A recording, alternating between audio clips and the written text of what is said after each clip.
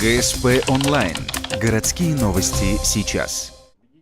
Среда, 17:00. Город-администрация. Награждение победителей Всероссийского конкурса исследовательских работ. Мероприятие проходило с 6 по 17 апреля в Москве. Ухту представляли ученики гуманитарно-педагогического лицея и школы-интерната номер 2. Десятиклассница Елизавета Зяблицева стала победительницей в номинации «Природное наследие». Она посвятила свою работу природе Сосногорского района. У меня на секции было 23 работы. На других секциях где-то примерно по столько же, где-то даже больше. Конференция, на самом деле, это не просто участие, не просто защита исследовательской работы, а просто гора общения. Помимо Елизаветы отличился и Илья Мезенцев, воспитанник интерната. Он стал дипломантом секции «Школьный музей. История образования. История детского движения».